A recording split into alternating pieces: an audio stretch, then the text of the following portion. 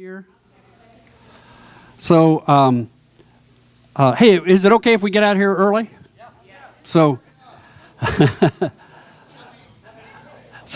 going to shoot. Now, I may run a few minutes late, but I'm going to really shoot to have us out here by 4. You guys have been so great, and you're probably at overload. All that I'm going to share now will probably just bounce off your heads. But so let me a couple things. I have a few more cards. I'm serious.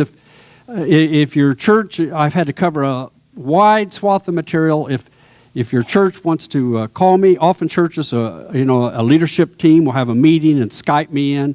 So I'll be happy to give you a gratis call. If you don't have a card, John or Ann, either one should know how to get in touch with me. Ozier Coaching, Ozier Coaching. You can check out our website and see how to reach us. So here's you want to put that culture first slide. So I'm just going to rehearse for a second. I hope by now you've noticed, even though we've kind of done this in pieces, and I really appreciate the way this is put together. It's so great to hear from Allison and others. As I mentioned, typically this is an all-day workshop that we do for districts and conferences and churches and that kind of thing. And we are about creating culture. We're a culture organization. And we didn't get to dig as deep into it as I'd hoped, but we just start with culture. And so I'm going to end today. I think they asked me, Ann asked me if I could spend some time talking about hospitality teams. But a hospitality team in a vacuum is not very effective. It's the culture. So to create a culture of hospitality, remember, it's what? Every help me out. Yeah. Now, culture, my friends, travels on words. Those simple little words, the little ripples of influence. If you're a pastor, a leader, when you set your culture, as you think of the things you want, how we want to go about doing ministry, just remember to keep saying it in words. Just, keep saying it. So we started with creating a culture, and that's the most important thing. Get your culture right. And it changes. People are adults. It doesn't have to be the same all the time. But for me, here are my 3 culture words. Remember I told you this story about the miracle in the church and the iron axe head fell off. So we teach pastors a way to learn what their culture is. And so this is just for free. What we teach pastors, when they get away and think, they come up with their biblical story. We teach them this story, but we say, get your own, what story in the Bible encapsulates who you are? That's the story to tell over and over. That story I share with you this morning, for 16 of my 18 years as pastor, we taught every prospective staff member that story. I preached it once a year. Old-time members at my church, they'd laugh. They'd say, oh, it's the Acts sermon today. But newer people didn't know it, did they? That's how you onboard newer folks into your culture. And when that iron axe head falls off, when you fall on your knees and say, oh my God, it's gone. For a pastor, we say, what is it if you weren't doing it? What is it if you lost it? You would cry out, my God, what's going on? Those words will tell you what your culture is. What God has put inside of you that God needs the leverage to do the work of ministry. For me, my 3 words are these. I told you Southwest. My 3 words are these. Creative, passionate, and culturally relevant. I mean, I'd fall on my knees. I'd say, if I had to do ministry and I could not be creative and create a wow factor all the time, I'd just soon sell shoes. You know what I'm saying? I don't know what they are for you as pastors, but then we want to use those words over and over again. Now, in this last hour, here's what I want to. Hopefully, I can do, and interrupt me if you have questions. I'm going to go on the back side of this, the weave. Just a good, simple technique for training hospitality teams. But more importantly, and I want to say more importantly, I'm going to ask you to really give consideration, really humor me here, about adding at least one new hospitality team that will help your church, okay? So What's that next slide? And this is what we, John mentioned about clip in. That's what we call accelerate. So when we train churches to accelerate their growth, to go faster, because we believe the aging out syndrome in the United Methodist Church is more severe than people are willing to say. And if we do not grow very fast, it's not at all strange for me to be with churches that are telling me, we'll have 20, 30, 40 funerals this year. And I don't mean to be crass about it, but often that means loss of income, right? And we just know, basically, I don't know if there's real statistics. If you've got a long-term member who passes, to recover their effort that they put into your church, giving and time, usually takes about 5 to 6 new members. And most churches are struggling to get one new member. So we're not only church growth folks, but we say you got to create a culture where it happens fast. Okay, next slide. Yep. We have pastors that say we just hope to break even. That's right. Yeah. And in many ways, breaking even's a victory. Yeah. But it's sad, but it's a victory. So first of all, if you're taking notes, I don't have a marker board, so I'm just going to hope I can paint a picture. We always hate to sound too simplistic, but forgive me, I'm going to be very simplistic and say to you who are still here, churches grow when they do 3 things. If you do not do these 3 things, you will not grow. I can just tell you. So here's the, and we call them the 3 R's. So you can just, easy to remember.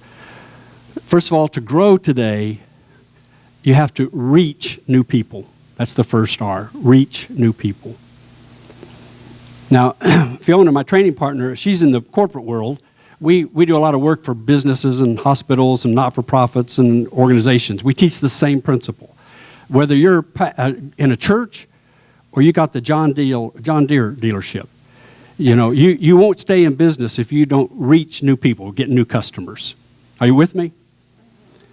Now, I'd just be kind of curious, what are some of the ways already here in your area that you're finding effective to reach new people? Anybody want to help out? I mean, teach each other a little bit. Wednesday night basketball games, okay? Celebrate recovery. So, yeah, it's becoming very powerful. This time of year, we see trunk or treat kind of things, fall festivals. I mean, you're trying to reach new people, right? But when you reach new people, no matter how many you reach, it only gets you to what we call the first tier of growth. So now the numbers may be different.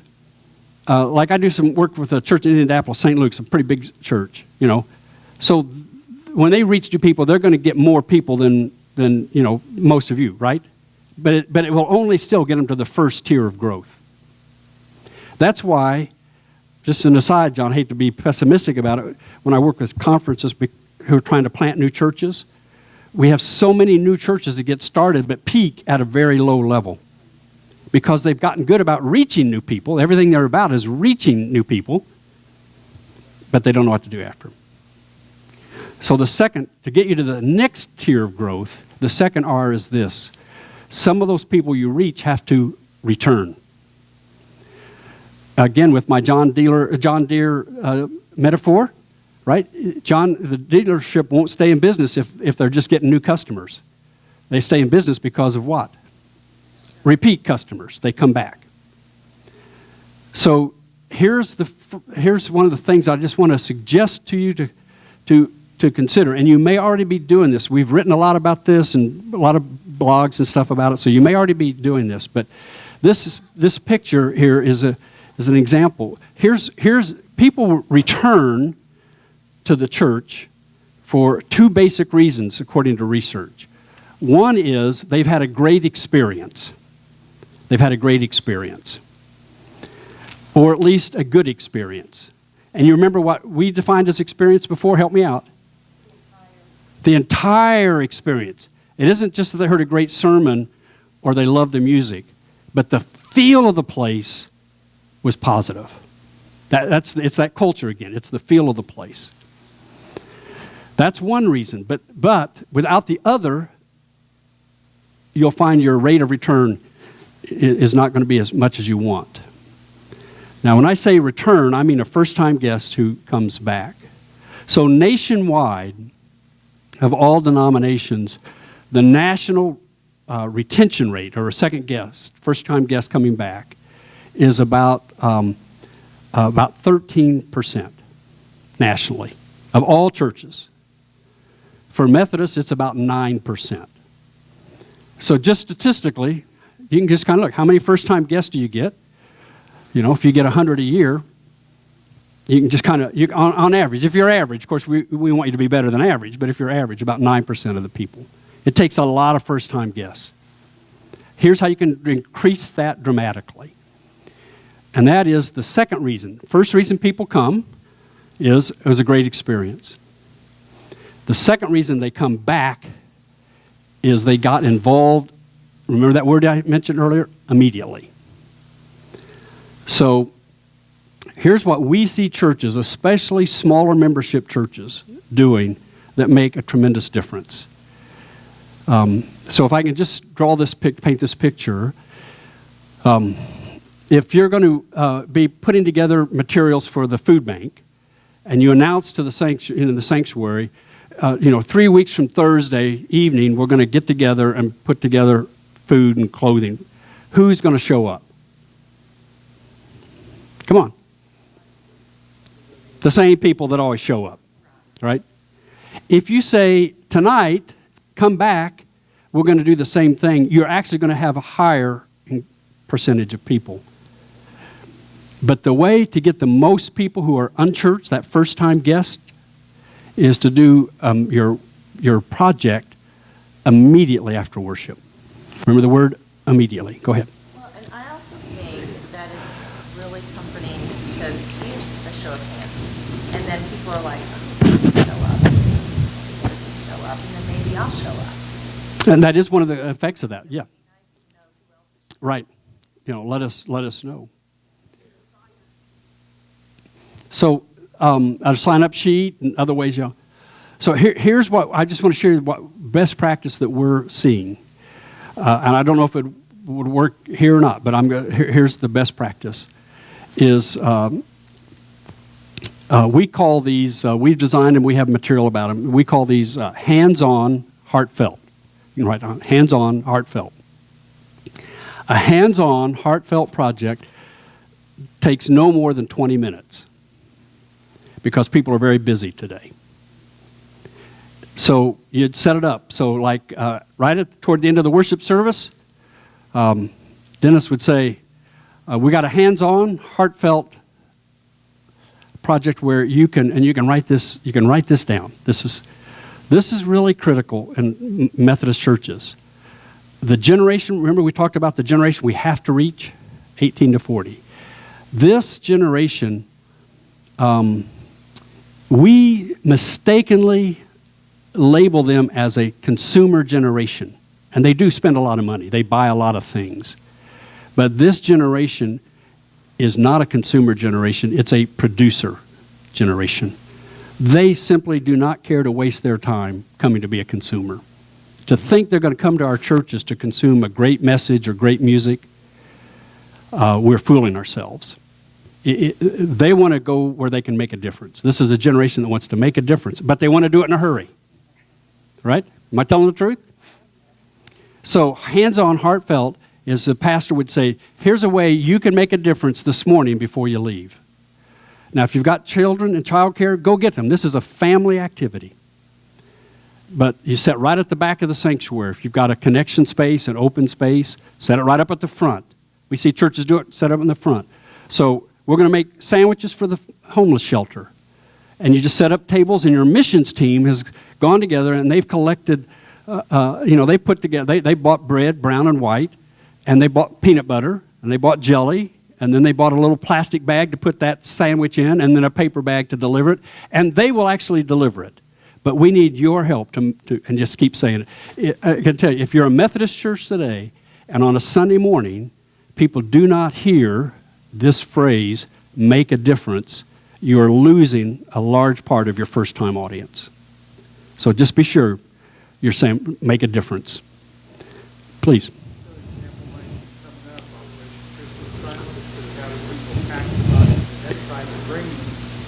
Bring the items, put them in boxes, pack them afterwards. I don't know if you're here talking about a project your church is doing. So maybe it's not either or. Maybe you can do some combination of both. But just give people the opportunity. When we say heartfelt, do something that touches people, that touches the heart. So distant mission things, as good as they are not really drivers for that first-time guest. So like I work with a small church, and they were coming up with their heartfelt, hands-on project. And this guy who was like 90 years old, as a hobby, was a craftsman. And he figured out a way to make the pieces of a birdhouse. And before the event, he painted them all. And the pastor just said, look, here's what we're going to do. And we got all these pieces. This won't take more than 20 minutes. Please, don't leave. Help us make a difference. I can tell you, a first-time guest is not likely to walk past the opportunity to make a difference. They will walk past the opportunity to tell the preacher good sermon. That means nothing to them. And they will walk past the opportunity to sign up for something. And they will walk past that. So, In my former life as a pastor, we would do something like that, but we would do it as a call to discipleship. yep. At the end of the service, while the final hymn's being played, to say, come forward, make a commitment, make a difference this way. Yep. Amen. Yeah, it's just like, Yeah. Could you hear what John was saying before he crossed over to the dark side and he was a pastor? He did this kind of thing. So maybe you're already doing. I don't want to waste time. Are you already doing these kind of things? But come up with small. People came and they snapped together the pieces of the birdhouse. Now this is a church that had once been a prominent church, has now faded almost out of existence because the community changed. You know what that feels like. But the community's been changing again. And somebody came, a big developer from California, and they have built a massive retirement village right on the edge of Des Moines, Iowa. And this church is right there. So they put together birdhouses, and then what are you supposed to do with the birdhouses? They hung them outside the window of every apartment. Now that's heartfelt. See what I'm saying? See the awe? Because people know what it's like to have aging parents. You want something where people go, oh. Then a first-time guest who happens to be there, what they talk about at work the next day isn't the sermon. They'll say, we did the coolest thing at this church I visited. They are beginning to form brand loyalty right then to your church. They feel good about it. Yes. Am I making sense? So just think of little things. It should never take more than 15 or 20 minutes that you can include children. I don't know how many, but a majority of unchurched first-time guests that come to church are women with children. That just, for some reason, that's just kind of the way, that's the audience that tends to go to church when they're going through something. so how do you handle the congregation that says, oh, you're doing that too often? Well, you may be doing it too often. And We do it once a month. so that certainly wouldn't be too often. Yeah. But For some it is. Remember what I'm saying, it's culture change. And when your congregation gets in that what we're trying to do are do things that will be compelling to an 18 to 40-year-old first-time guest. And you will still have congregation members say, what, you love them more than us? That's the culture change. That's why I say that the first mission field is the church itself. And it is not easy. And it takes an understanding DS who's got your back, and colleagues, and sometimes coaching and other. So, yes, please.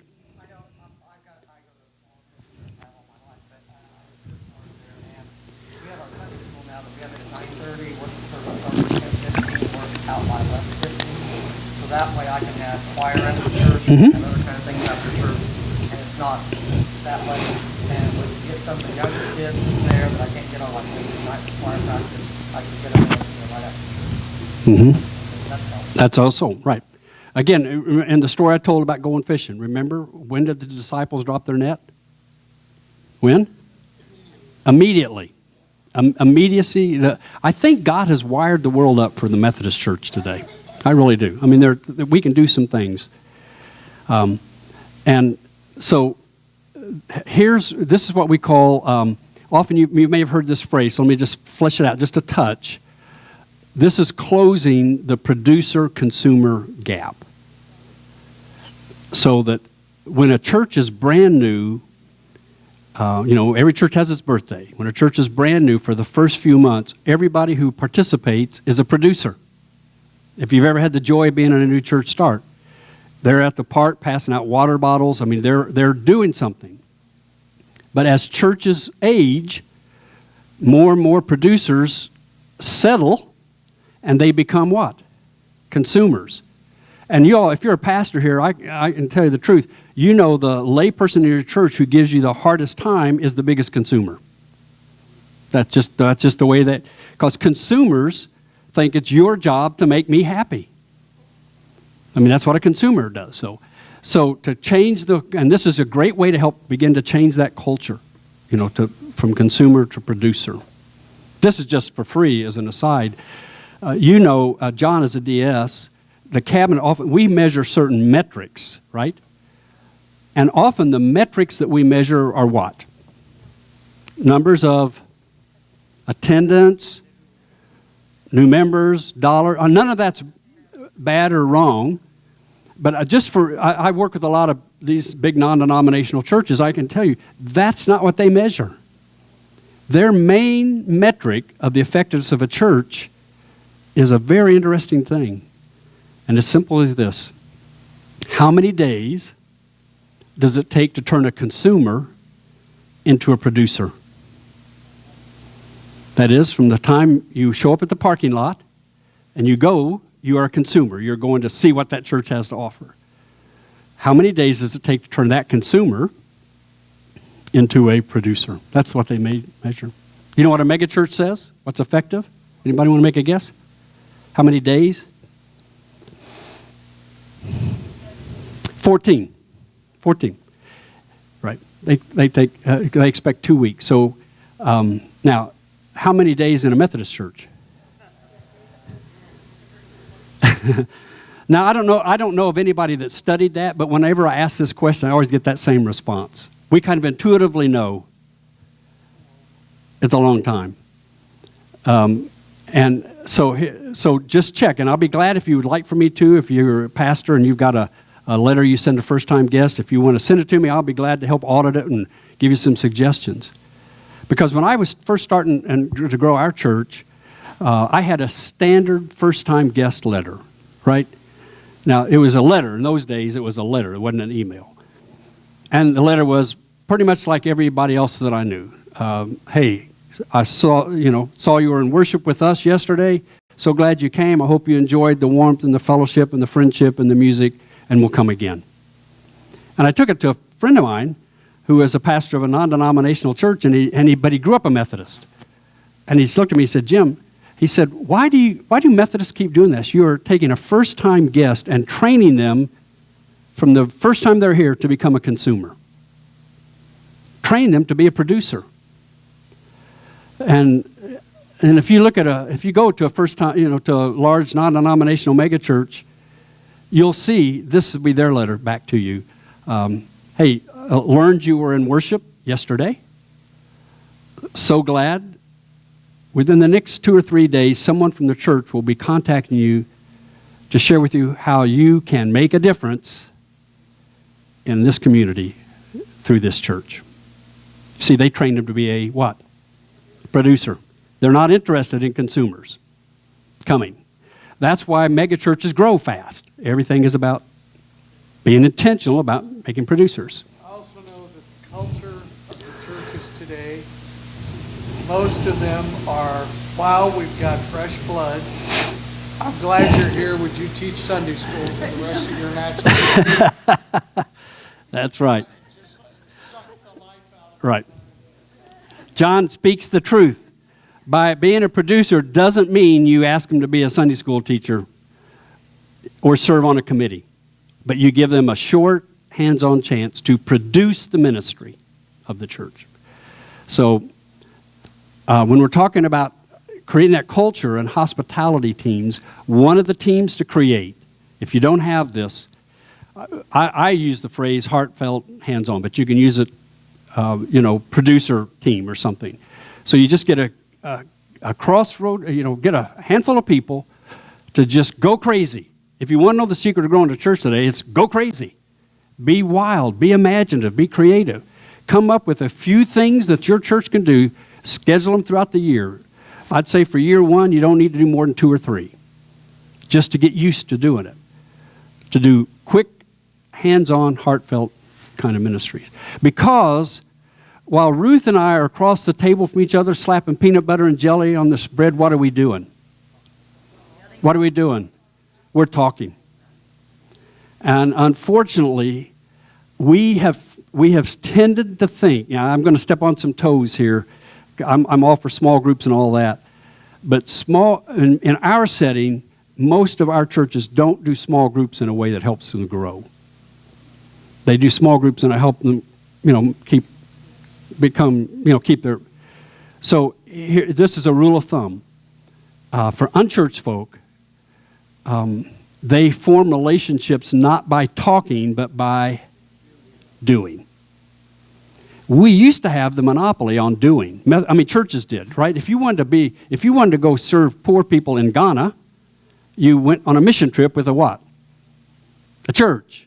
But today, churches, we no longer have that monopoly. I mean, you can go on a mission trip through a radio station or a bank. So churches, if you're not intentionally providing lay people the opportunity to make a difference in somebody's life, you'll find it very difficult to break through the clutter and the noise of all the other churches. Does that make sense? So you just do it.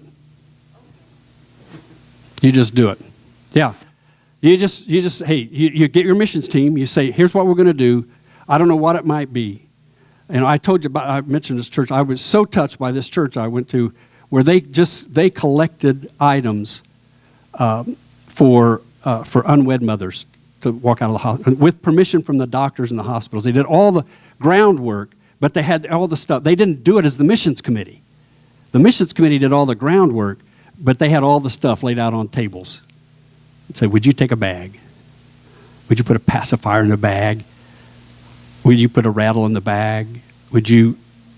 And some of them were cute little sayings and scriptures and coupons to a Mother's Day Out movie. And when people were doing it, they were picking, and they'd say, what? Oh. You just do it. Now, was your question about getting people to church or getting people to respond to the activity? Getting them to come to the church. Okay. That's what I thought you were asking. And that's a whole different level of knowing who you are as a person. It's like our first session. Yeah. Know your relationship with God and share.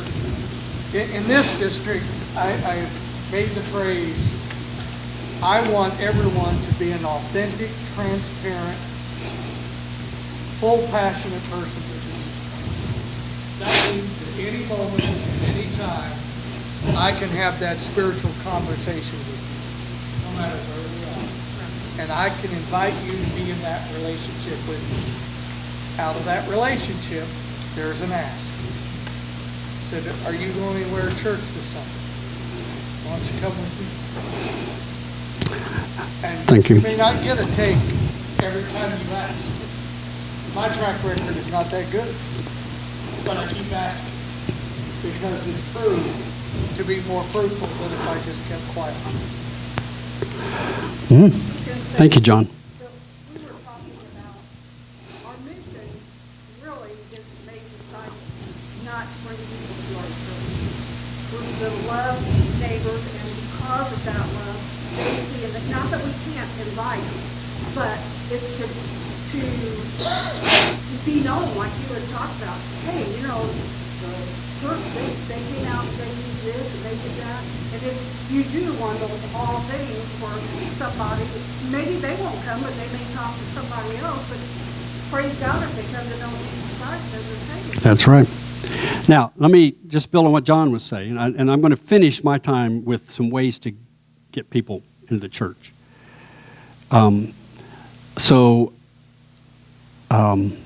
We have to train our church folk again. We've settled and forgot to be intentional about training.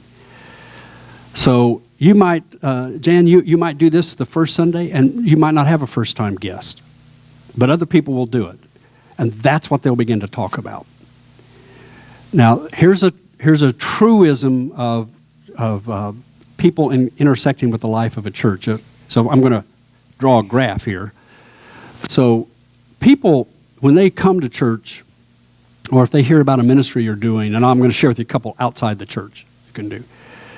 But if you could draw a graph that went this way of a person's personal need, and a graph that went this way of what the church is doing. It's when they intersect that person is likely to come to the church.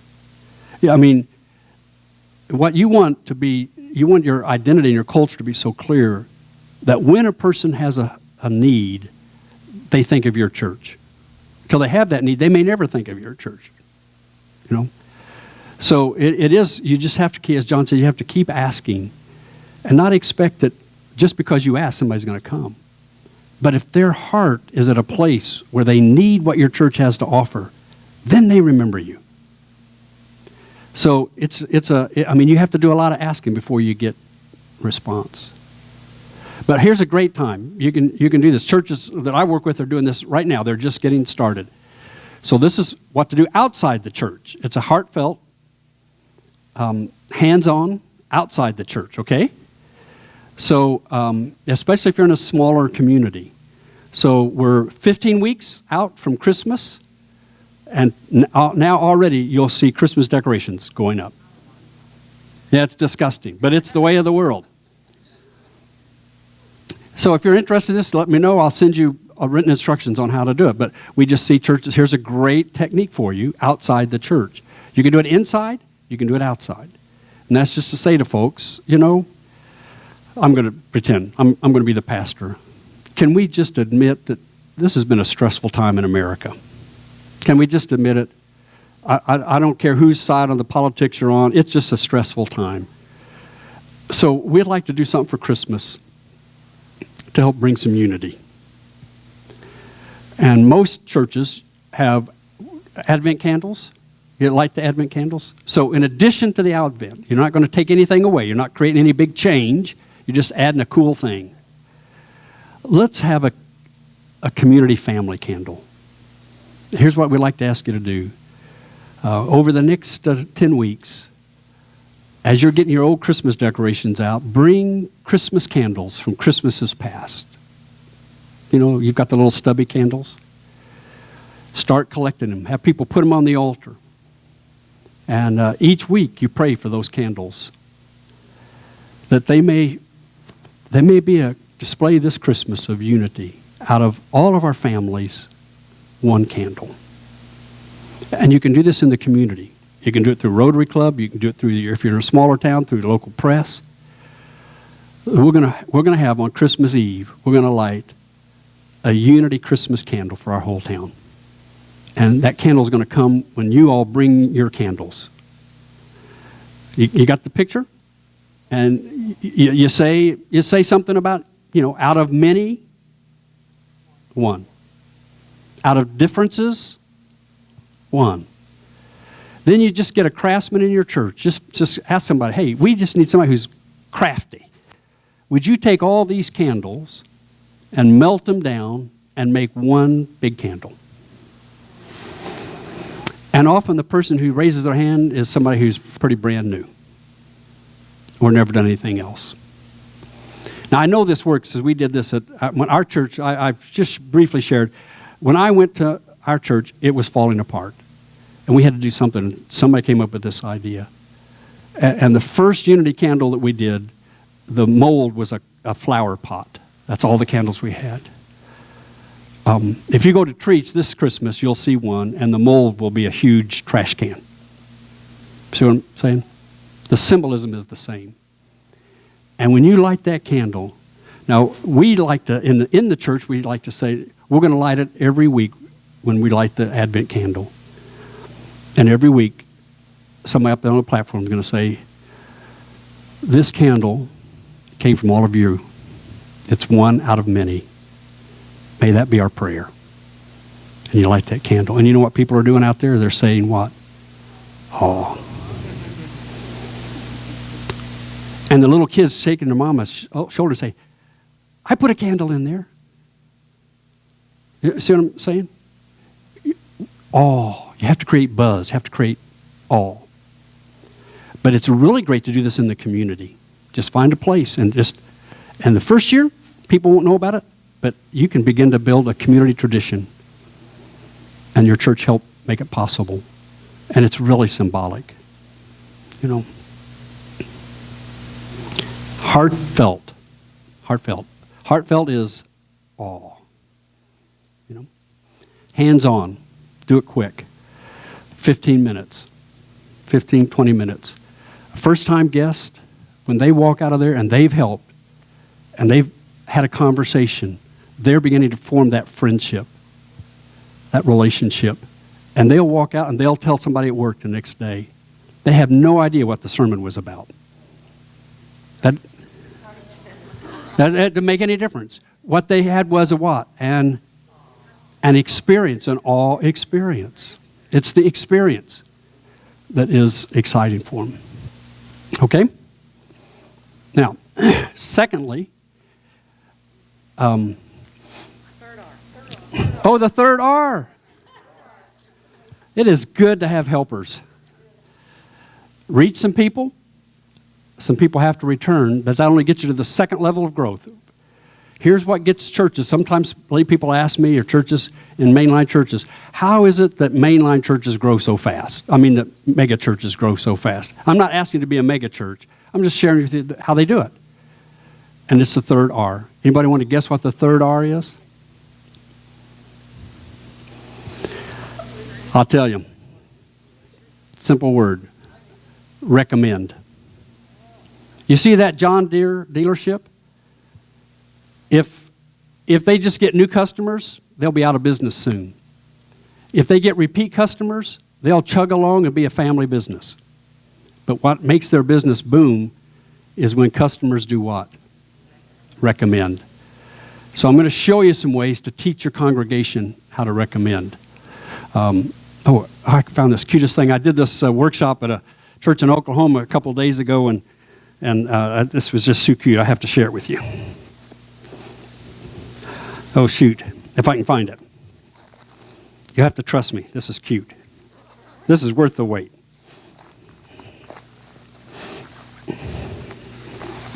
Okay. I got to hide this. This is too cute. Here's what, because I said to the folks, I don't know why, but in recent generations, mainline church folk, do you mind if I say that? Mainline, us, I don't want to just say it, just us, mainline. We have gotten like lockjaw when it comes to talking about our churches.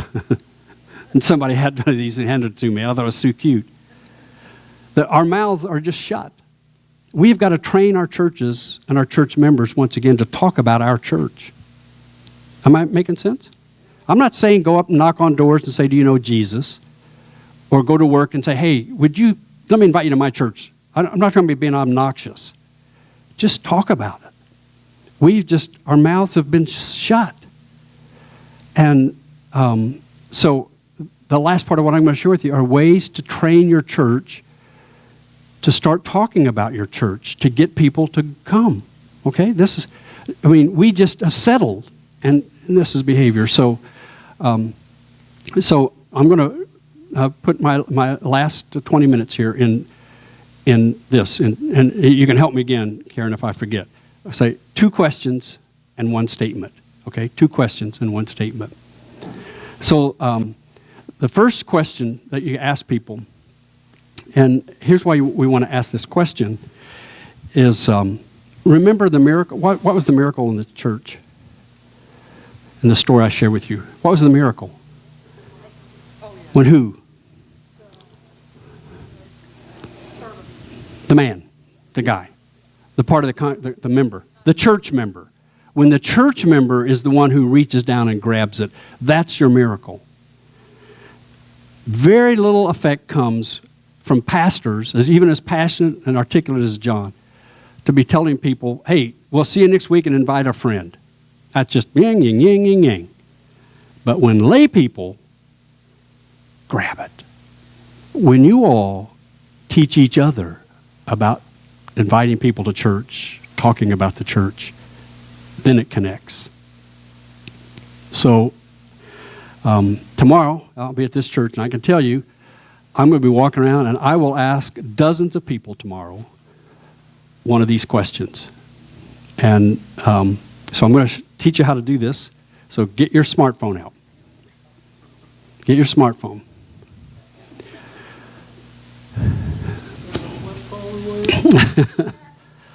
So remember I asked you about creating a new hospitality team? So I would really consider creating a story team. People who are going to help tell the story of the church. You don't need very many. If your church is not large, you don't need many at all. But on Sunday morning, remember I said this, on Sunday morning you are not there to be a what? You're there to be, you're going to ask a handful of people, we need you help you. Would you help make a difference in this church by being a producer? Here's what we want you to do. You can teach them this. It's so simple. So here's the question. And your team, and you can start this tomorrow. You don't have to wait for a committee. Just give it a shot. Just try it. You don't need to get permission. Just try this. So you just want to, remember, hi, I'm Jim. Hi, I'm Ruth. And Ruth and I, she says what? We'll what? Game on. So I might have a little small talk, but here's one question I'm going to ask her. What got you here the first time? Ruth may say, this is my first time. But you know what? She will tell me what got her here. I can ask this question to John, who's been a part of the church for 20 years. John, what got you here the first time? And John will love to tell me his story. How long do you have? And here's why. You can write this down. Truth, as true as the gospel. People love to tell their story. What if you became known as the church, where people were free to share their story and listen to the story of others? The question is this. What got you here the first time? Okay? Now, when I hear that answer, and it's an answer that I think would be compelling, I would just simply say this. Now, just bear with me. I know this will be counterintuitive for many of you. I just take out my cell phone and say, would you mind saying that again and letting me make a video for our screens and for training purposes? Okay? Now, occasionally somebody will say no, but I can tell you I do this hundreds of times a year, and it's very rare that somebody says no. All right? So here's an example. This is a young lady. I was in Atlanta, and we're doing a church assessment, so I was asking dozens of people this question. This lady, I asked her the question. You'll see in the video, she had a baby. She said, well, let me find something to do with the baby. And I said, no, the baby's great, you know. And so just take a look. Okay, we started coming to the bridge probably in the spring of 2013 because we had some friends that were coming here and we heard some good things about the church and we just decided to give it a try and it's been a good fit for our family. Hey, princess. Now, first of all, isn't that a great video? Aww. So I asked this young lady, what got you here the first time? Now, what got her here the first time? Word of mouth. People just talking about it, right? Now, that was about 11 seconds. So I immediately texted that video to the 14-year-old volunteer in the sound booth, right? He immediately turned it into a slide in the pastor's, they were using PowerPoint. You can do the same with ProPresenter or anything else.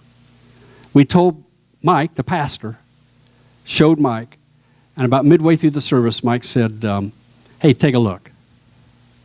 And that's what they saw. And then all Mike had to do as the pastor was say, see what happens when you talk about our church? The whole thing, 15 to 20 seconds. No haranguing. You see, what made the difference is she got the axe.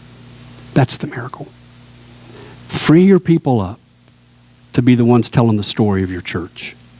Because your pastor is going to come and go. But your church is your experience. Does this make sense? Now, I know this is for some of you is a little awkward, but we're gonna practice. Remember Romans 12:13, practice hospitality. So I want to ask you to do this. Find somebody, preferably somebody you don't know well, and ask them the question. Help me with the question. What got you here the first time? You don't need, not what, are you new here? Or anything like that. Just what got you here the first time. And when somebody tells you the story, then we're going to practice. Now, if you're a clergy, please know I'm here because the bishop sent me here. Let's be imaginative. I mean, what got you to your home church the first time? Are you with me? When you hear the story, I'm going to ask you just to say this. Hear the words. Just say this. Would you mind saying that again and letting me make a video for our screens and for training purposes? I have hundreds of these, incidentally, if you need them. So, yes, ma'am. What if you don't have Then don't do it. Yeah. That's what. Well, so once you have the videos, you can put them on Facebook, YouTube, your website.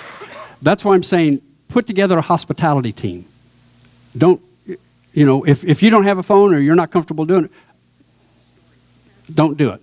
But just get 4 or 5 people on Sunday morning to just be circulating and saying, first question, what got you here the first time? Okay? But I want you to practice it. Now, look, my tech people tell me, and you might notice on that video I did it wrong. That's why my tech people scolded me and said, when you get the video, be sure and turn your phone this direction. Beats me. Yeah, but if you're going to text that to the sound guy, it's gonna. I don't know. All I know is my tech guys say, Jim, when you're teaching this, please remind people to turn their phone this direction. I trust them. Okay, would you find somebody real quick? Let's land this baby. What? And now ask the question. We're going to practice the words. What got you here the first time? Or what got you to your home church the first time? So, publicly available or social media? So let me answer a few quick questions right now. First of all, let me say, if you go to Treats, the church I pastor, when we built our sanctuary about 15 years ago, we built into it, we spent over $300,000 building in a state-of-the-art production studio.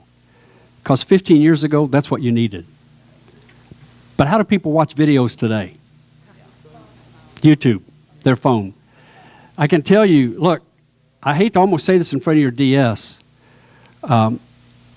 It does not cost money to grow a church today.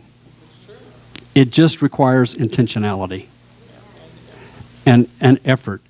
So you don't need to have. Now, if you're going to have a capital campaign or you're doing a big deal, sure, hire a photographer, come in and do that.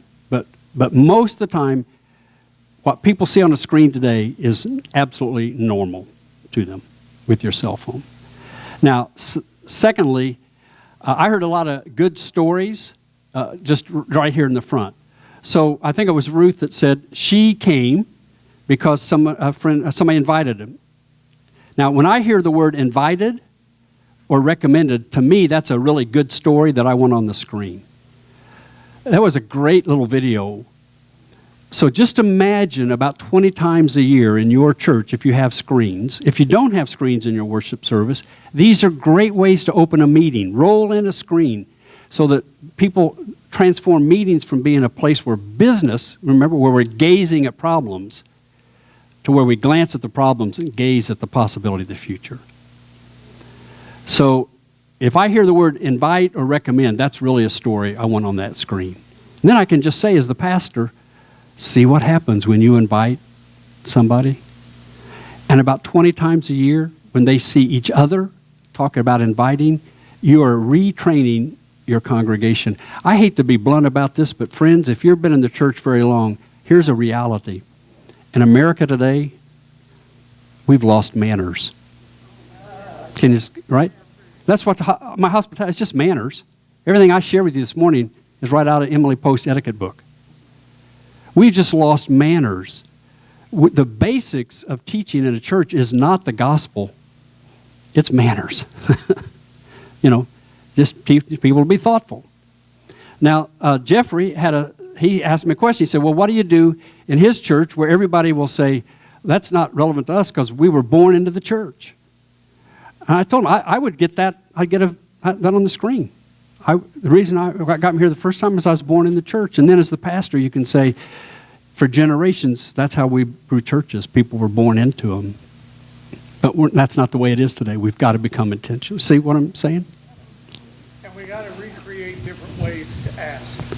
Yes. Because the latest statistic as of last October, the average United Methodist invites someone to come to church every 39 years. So stop thinking about that. Right, you got to retrain them. And so this is just letting lay people teach lay people. Now, someone asked, if this is going to be on websites, do you need to get permission? I have my lawyers. We work with this a lot because I do hundreds of these, and so your legal people may tell you different, but they have told me that we, in the context of what we're doing, don't worry about it. If you think it's an issue, then come up with a little form, a little release, and have your team have those with them, and say, hey, would you mind signing this release? That's right. Okay, it makes sense? Now here's what I just want to ask you to imagine with me. Imagine about 20 times a year seeing a video like that. I'm going to just tell you one of the things that really, I was going to say breaks my heart because, that sounds pretty noble, but this just really irks me. And that's, tell me this isn't the truth in Indiana. We fought the worship wars, didn't we? And most of our churches have screens in them. And most churches that have screens in them probably lost members getting the screens in. Right? I mean, we fought and won the worship war. We have screens, and then we have settled and just turned our screens into a bulletin on the wall. Isn't that the truth? I mean, it's got the words of the scripture and the words of the song. Screens are to tell story. And what are we except our story? Be known as the church where story is cherished, where people can share their story. And when people get used to seeing story, then when you hear, and they get used to making cell phone videos, then when you hear that powerful story of how Jesus changed my life, you put that up there. Any wonder why we've stopped being churches where lives are being changed? Is we've stopped talking about it. We have just become settlers. Am I making sense? Yeah, I've gotten in trouble because I asked the congregation to text questions that they've been thinking about the past couple of weeks, and I'll address those in a message or something. And those that didn't know how to text were annoyed. Yeah. But those that knew how to text loved it. And, and the parents were saying, I don't want my kids to have a phone in church. But it was the most life-giving thing for those young people to have that experience. Yeah. So be courageous. Be willing to experiment. And when you get in trouble, just say, hey, the DS told me. Yeah, especially for Evansville folks. Okay. First question is, First question is, what got you here the first time? And I will ask, now I did ask a guy, I still stands out, I was at a church in Louisiana, and I'm always out asking this question. I can just tell you, that's what I do, because I'm fascinated to know, and we just see this, if there's anything that you could call today in the church world today absolutely amazing, it's cell phone technology and videos. Immediately. Now, I texted this young lady, and immediately that service, I could text to Dennis. I don't know if Dennis has the technology know-how, but almost anybody I could have been showing any of these on the screen. But you can just as easily archive them. Send them to the sound folks, and they coordinate with the pastor and have a testimony match the message. So it doesn't have to be real time that day. But I can tell you, if you're a first-time guest, it's pretty awesome, because they're used to what? Immediate. Remember the language. Remember, when you're a missionary, you have to learn what? And the language in America today, the language of America today is the language of thumb. Using that thumb technology. Second question. I was just telling you, so I was in Louisiana, and this is an older church, older membership church, and this young couple comes in, and they sit down, and about midway in the service, the young man gets up, I guess, to go find the men's room, and I intercepted him. And I said, hey, I'm a guest this morning, and I just, saw y'all come in. I'm just, what got you here the first time? I've never seen this man. And he told me. He owns a landscaping company, and that church property is one of their clients. He has sent crews there to do their landscaping for years, and but he's getting ready to get married. The young lady, his fiance, and they decided they were going to build their married life on the church, and they were just going to check this church out on the inside. I said, that's a fascinating story. I said, would you mind saying that again so I can videotape you and for our screens and training purposes? And he said, no. And he said, don't you want to know why? I said, well, yeah, I'm kind of curious why. He said, because I haven't asked her yet. Oh. And he said, I haven't asked her yet, and I'm going to ask her this week. We're going to go to the beach. We love campfires on the beach. We're going to make s'mores. I'm going to put a ring in the s'more. I don't want her to see this on the screen. And so he said no. But I told the pastor, and after he asked her, he did make a video of the couple, and they're very active in that, in that church now. And because we're a Methodist church, you know what he's doing in the church? He's on the board of trustees. Yep. Okay, great. Yeah. See how quick it is. Yep. Yep. Now, this is a beautiful quote. Okay, question number 2. Now, this is not a question you ask anybody. The first question on any given Sunday morning, somebody who you've never seen before, I can almost promise you, if it's a first-time guest, they will tell you what got them there that morning. Or if you can practice. Ask the oldest member in your congregation. It's sometimes great to see their story. There are some fascinating stories out there, incidentally. And your church becomes so much more personal. There is a certain group of people that want to go to a very anonymous, very large church. There's an equally large number of people that want a very personal touch. So try anything you can to be as personal as you can be, regardless of your size. We see churches do this. I don't know, maybe you're already doing this. So on Communion Sundays, when people come up, whether they're serving by intinction or across the communion rail, the instructions include, as you come forward, extend your cupped hands over the rail and say your first name as a symbolic way of presenting your whole self to God this morning.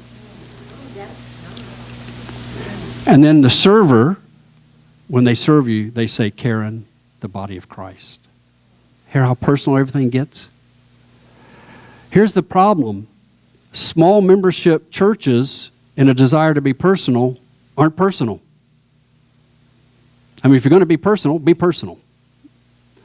So what got you here the first time? Say names. Here's the second question. You don't want to ask this of anybody, because if you ask a first-time guest, they won't have any answer, and they'll feel awkward. This is the question, if you're lay folk here, ask each other. This is the question to ask your leaders, to ask regular attenders. This is a great question to ask people who are maybe even homebound or in a hospital room. And the question is simply, what would you recommend about the church? So play this next video. This is a young man in Minneapolis, and I asked him this question. This is what I would recommend about our church.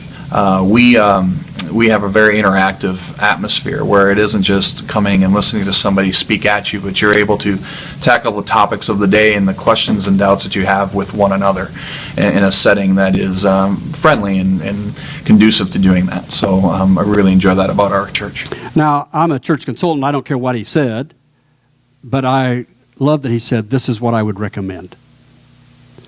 Imagine 10 or 15, 20 times a year in your screens, you heard one of your own saying, this is what I would recommend about the church. You see, we have to teach people to recommend the church again. And if you're the pastor, you will wear yourself out trying to talk people into recommending. But if the lay people grab that axe, if they're the ones talking about recommending, it connects. So let's just practice, okay?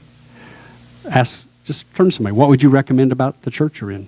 Let's just practice. We're soon to be done. Can you hang on another 10 minutes? Go.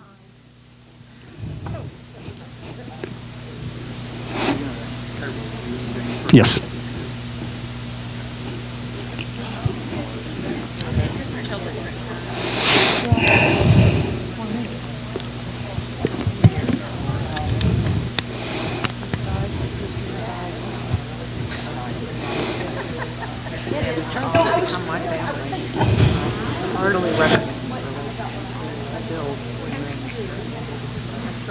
That gave me goosebumps.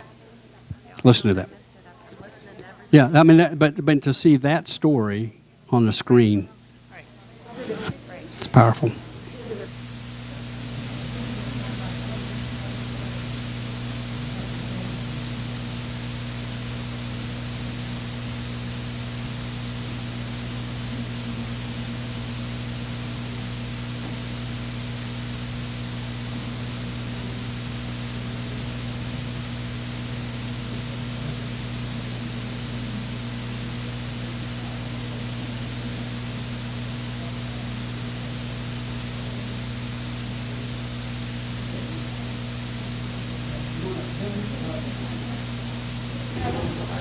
All right.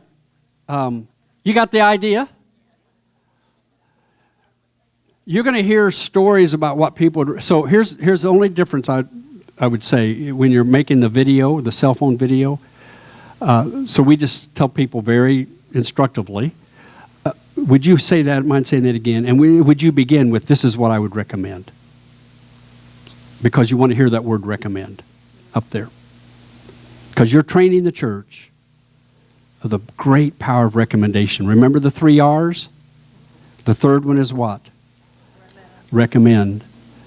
We have seen this. I spoke with a young couple was at my a workshop I did, and he told me a fascinating thing.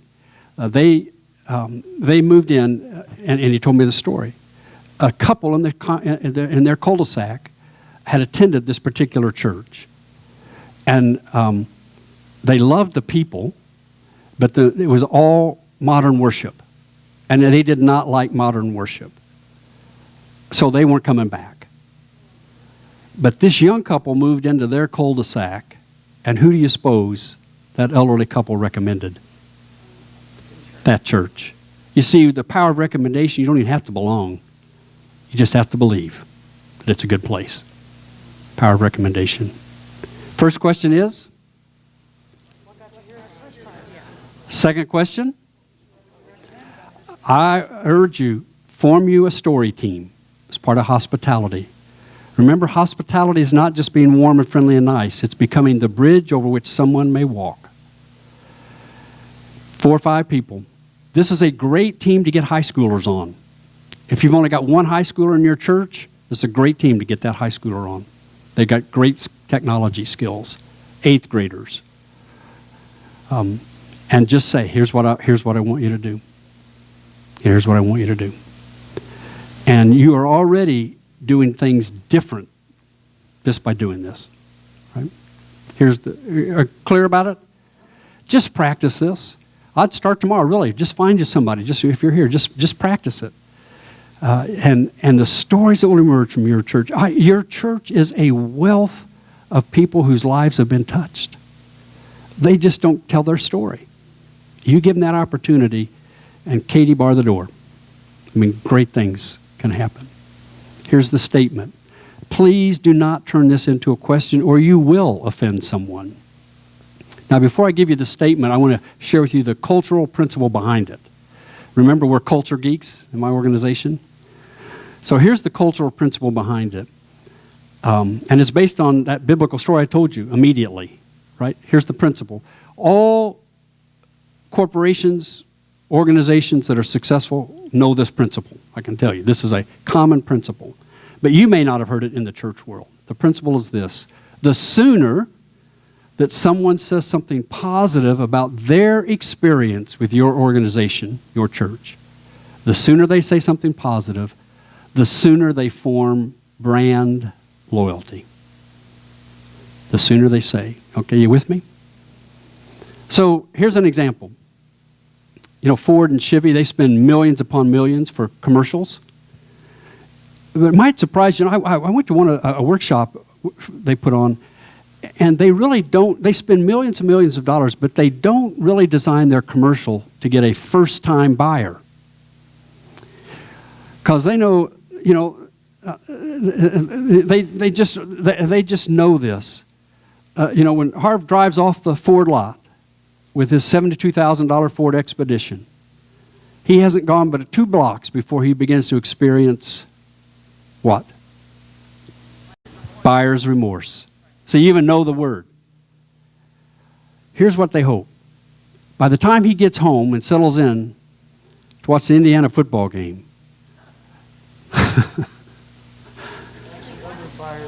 that's all right. Okay, or watch America's Got Talent. Oh, no. And he sees a commercial of a happy family driving down the road in their great new $72,000 Expedition. It doesn't tell you anything about the car. They just see they're happy, right? Then Harp feels good about his purchase. And when he feels good, what does he do? He does what? He tells somebody else. He brags on his, you know. You see, Ford and Chevy figured out that commercials don't sell cars. Who sells cars? People. Churches grow when people talk about them. Recommendation. The tremendous power of recommendation. We just have to train our folks. So here's the cultural principle. The sooner somebody says something positive, the sooner they form brand loyalty. And when they form brand loyalty, they can't wait to tell somebody else about it. That's just, you know, they can't wait. Now, the inverse is true. If somebody goes to your church and they have a really good experience, but they walk out and no one greets them, no one says anything, if they walk out, within 4 or 5 days, that great experience just dissipates. Doesn't turn negative, it just dissipates. So here's the way to combat that. We want somebody saying something positive about their experience with your church tomorrow before they ever leave the building. Got it? So when I say, Hannah, now, just, you don't need a committee to do this. Just try it tomorrow. Just check this out. See if it doesn't work. Just station yourselves near an exit. And as people are leaving, it could be a brand new person you've never met, or it could be a best friend. You just want to practice this. But as Hannah's walking out, I just want to say, Now, don't ask this as a question. I don't want to offend her. I want to just say this statement. I hope you had a good experience today. Okay? Just right now. I hope you had a good experience. If I ask her, did you have a good experience? I put her on the spot, right? So, you write it down. I hope you had a good experience today. Now, when I say, Hannah, if you don't mind again, I hope you had a good experience. Hannah has one of three responses. First of all, she may just smile at me and go on, which meant it sucked. I won't be back. She might say, you know what, the music was so loud it hurt my ears, which might give me some good information. But if I say, I hope you had a good experience, and she smiles and she says, I did, or thanks, it was really good, she is forming brand loyalty before she walks out the door, which increases the likelihood that she will tell somebody else within the next day or two of the great experience she had at your church. Make sense? 2 questions, 1 statement, anybody can do. So, part of hospitality is being the bridge, right? It's creating the relationship. Make sense? Now, real quickly, I just want to go over the weave. I don't want to spend a lot of time on this. This is what we use to train hospitality teams. Now, remember, the 5-10 link is about creating a culture of hospitality, which is what? Come on, students. Was every member, every Sunday. That's not to discount hospitality teams. You need very well-trained hospitality teams. But here's what happens. We have settled, and churches have gotten used to counting on the hospitality team to provide the hospitality. I did this workshop years ago when I first got started, about every member, every Sunday, and one gentleman, you probably have this guy in your church, he'd been the head usher for 47 years. And he was not happy about me coming and saying everybody every Sunday. And I'll never forget, he stood in the doorway of the room we were in, folded his arms across his chest, and said, it was my turn to be friendly last week. That's what happens when you rely on hospitality teams. So have great teams, but a hospitality team is not as important as a culture of hospitality. So, but in training, my insurance requires I say a few things when we train, so I'm going to say them to you. All right, on the weave, incidentally, these are the same principles we train great corporations with. W, welcome on a personal level, okay? But not too personal. I occasionally am called in by a bishop to work with a particular church or something where they all have this dynamic, where, you know, the 70-year-old head usher will say, we're a hugging church, and when a first-time guest walks in, he reaches over and hugs her. For years, that was wonderful, but today, it's a Me Too movement, right? So welcome on a friendly level. So, you know, I may say, Nancy, greetings. I'm so glad you're here this morning, and so I see you got that IU sweatshirt, you know. So I want to see personal, right? But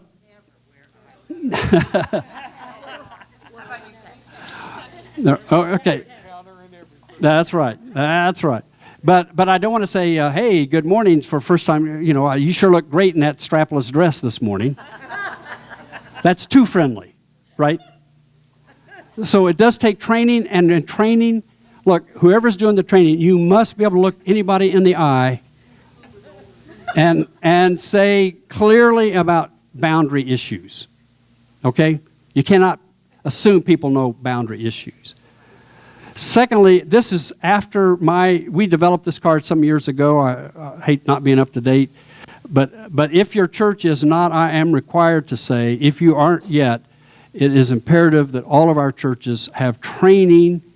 It all falls under hospitality, but it's training in active shooter drills. So if your insurance in Indiana isn't requiring it, it will be in the next 2 or 3 years. Safe sanctuary, yeah. Okay. E. Would you say that again? Let me make a video for you for...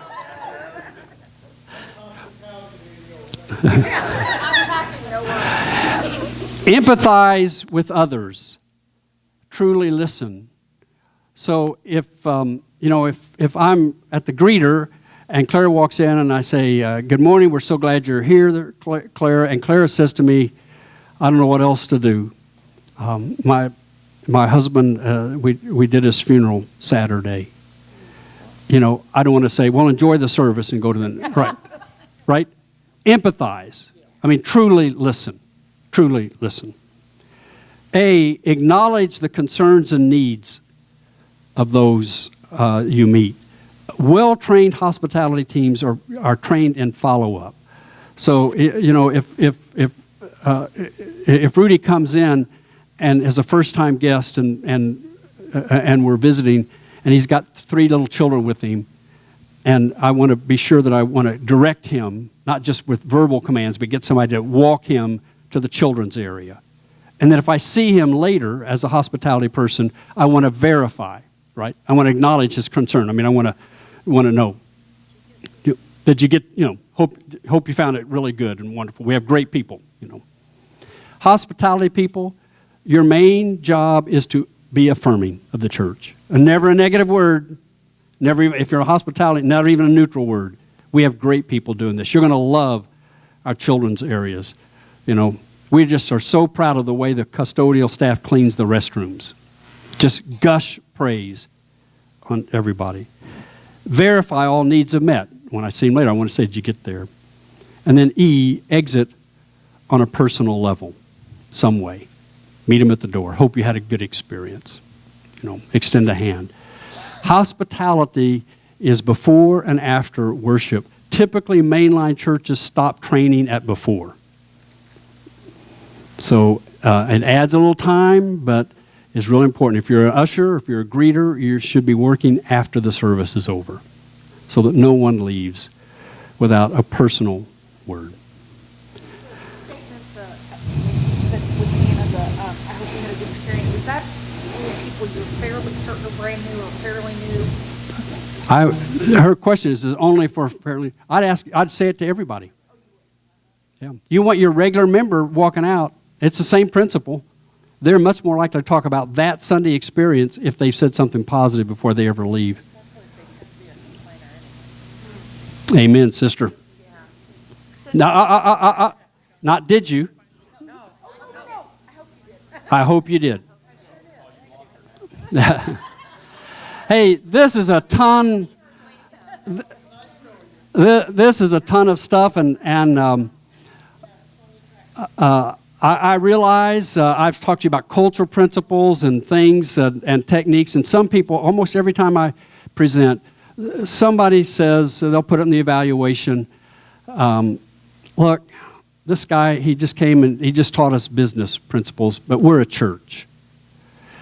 And so I always close what I do asking you to watch this last video with me, just to remind us of why we do. I do teach some business techniques, but I'm a pastor, I'm a church person. I know it's a little different in the church. That's why, again, faithful support of a DS to say, hey, we're trying this, it's not working, what do you think? He's a smart person, Ann's a smart person. There's people who can kind of help you fine-tune things. But I just want to remind us together why it is we do what we do. This is an old video, you've probably seen it, but it just helps my soul as I end a day with you.